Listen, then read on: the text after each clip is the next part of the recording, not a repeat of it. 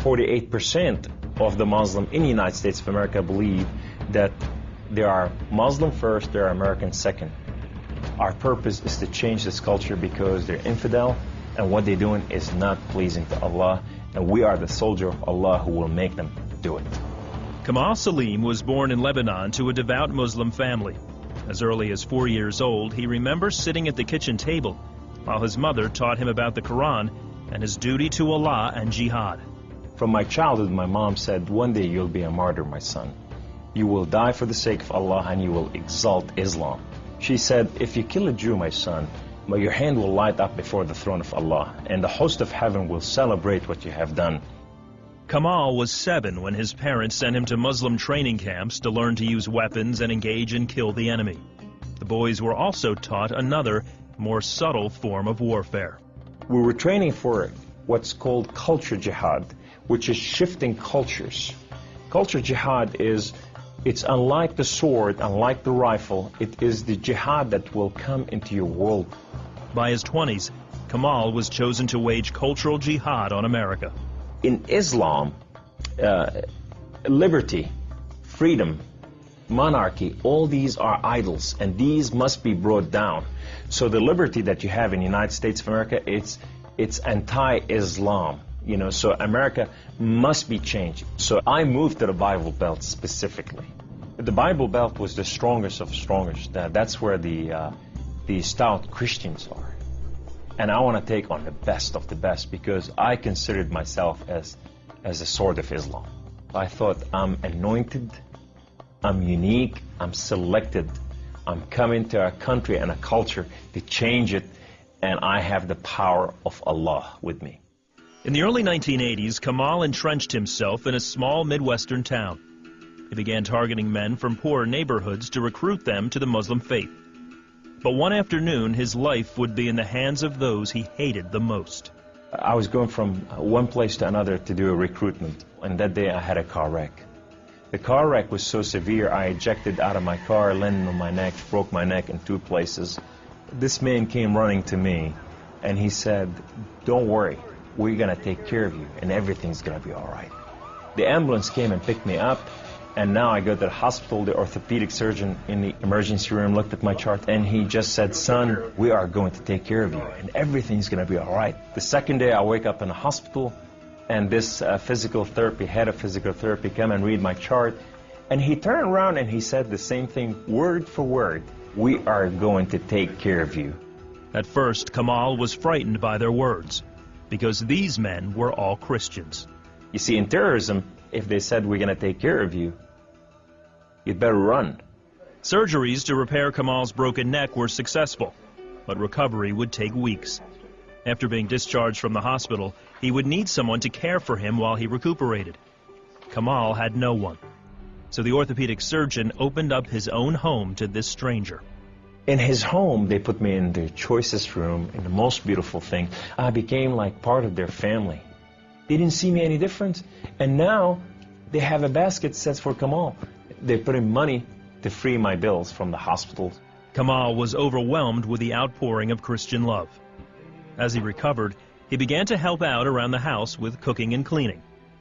They have Jewish friends, they came from Israel, that they support, you know. And now I'm hugging Israelis and I'm cooking for Jews. I'm going, what has happened to me? When Kamal was able to take care of himself and return to his apartment, the doctor had another surprise for him. He said, this is the keys to the house, and here's an extra key. This is your new car. We just want to bless you. You can come anytime you want. So I go to my home, and I go to my cold place that I haven't been there in months, and dust is this thick. And I just gotta settle this issue with my God to know that if it's real or not. So I walk inside, I shut the door, I go right in the eastern window, and I fall on my knees, and I put my hands to the heavens, and I cry up to my God. Allah, Allah, my Lord and my King, why have you done such a thing to me? I'm okay with the car wreck. I'm okay with all this, but why did you put me among Christians?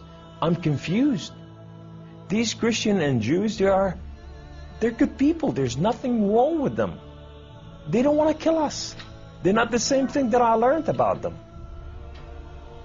Allah, these people have relationship with their God. These people, they cry out to the God and they answer them.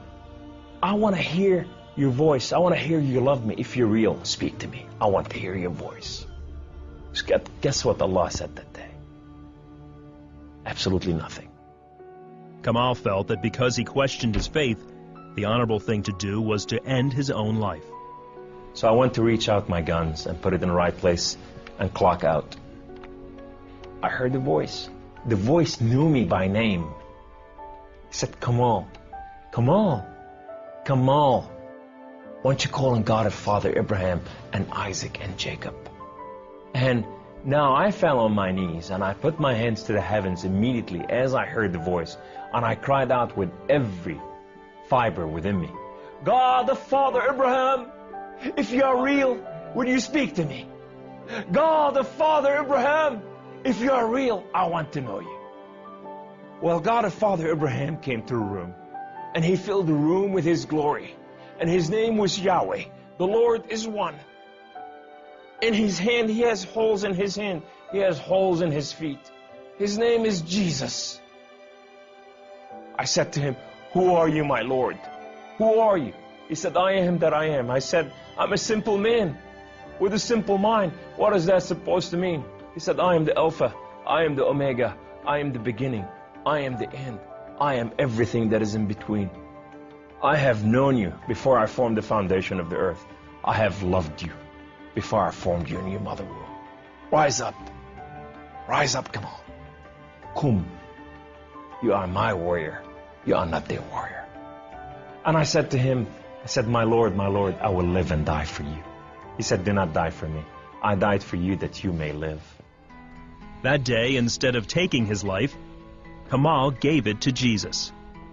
He now has a new mission and travels the country challenging Muslims to question their allegiance to Allah. My heart desire is to reach out for my brothers and sisters, the Muslim out there, 1.5 billion Muslim, that they are living out there and they have not tasted freedom, and that freedom in God. It's been over 20 years since Kamal left the Islamic faith, and even threats of violence and death cannot stop him from sharing his story. He is real. You know, and if you never experienced God before in your life, if you never tasted God, and if you think you got nothing to lose, when you're sitting in your home, whether you're a Muslim or a non-Muslim or a non-Christian or whatever you are, say, call on God of Father Abraham and Isaac and Jacob, and say, if you are real, speak to me, I want to hear your voice.